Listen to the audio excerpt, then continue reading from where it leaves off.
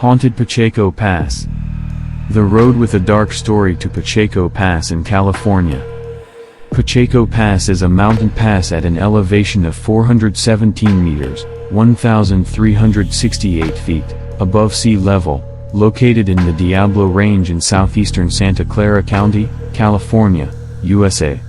The road has developed a reputation for being the source of strange experiences and hauntings. What highway is Pacheco Pass? The road over the pass is asphalted. It's called California State Route 152 and separates the Santa Clara Valley from the Central Valley. It runs for 106 miles, 171 kilometers, between SR1 and Watsonville and SR 99. It's said to be haunted, or cursed, and this stretch of road is reported to have the most fatal accidents in the state.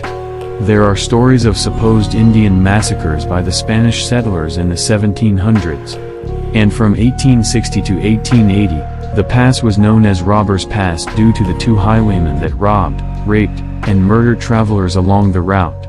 The area was named after Don Francisco Perez Pacheco, who received a large land grant from Mexico that covered a large area that now includes the pass for which he is named. Is Pacheco Pass dangerous? The section of the road near the pass is a single-lane highway in each direction and is the site of many accidents. As with most passes in the California coast ranges, it is not very high when compared to those in other mountain areas within the state. It is a road with a bloody history of accidents plagued the road for years as sleepy drivers returning home late at night would cross over into oncoming traffic. The road has been improved many times, but still has more than its fair share of accidents. This road is notorious for numerous accidents, along with its ghosts. Many a sleepy driver has met an untimely end on the road, but many of its ghost stories aren't even related to the accidents. A time warp of sorts is said to occur on the road, accounting for many reports of lost time. Strange lights illuminate the sky, and men in Old West garb and a stagecoach make the occasional appearance. And now, in modern times, it's known as Blood Alley due to the numerous traffic accidents that occur along its route. Not all of these accidents are fatal, but some are. And apparently some of the victims haven't moved on.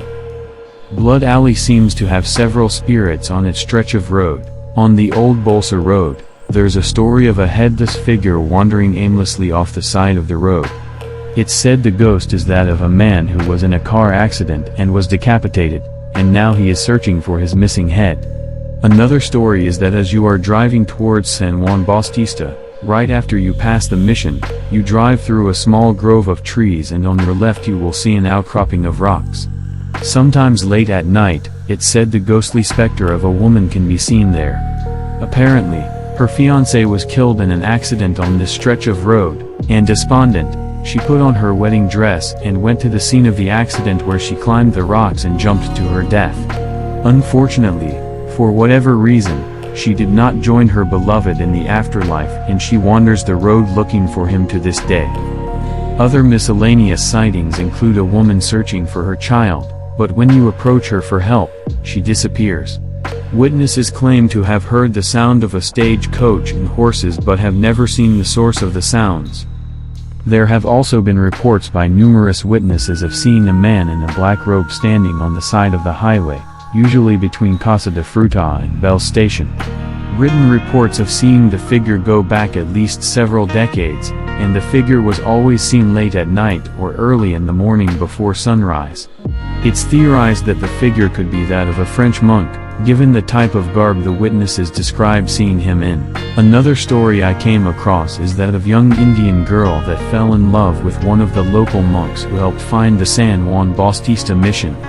They had a secret meeting place on a hill besides Fremont's Peak. But once the local townspeople found out about this illicit affair, the priest was excommunicated from the church and the girl was banished from her tribe.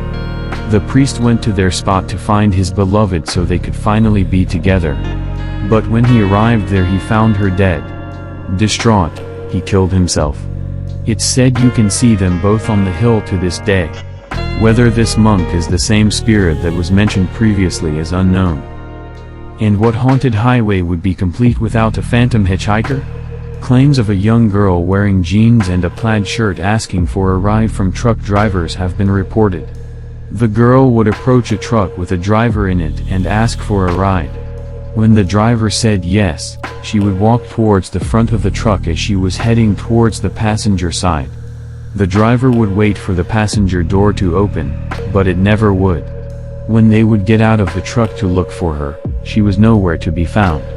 It's said that this woman is the ghost of a hitchhiker that was accidentally killed by a semi-truck years ago. And because ghosts aren't enough apparently for Blood Alley, there have been sightings of a half-human half-bird-like creature standing in the middle of the road. Strange lights have also been reported along the pass that have no known explanation. So next time you are taking a trip to the Bay Area, or maybe Gilroy for the Garlic Festival, and see a person on the side of the road, double check that they are actually there. Because there's a good chance you just saw one of the many ghosts of Blood Alley.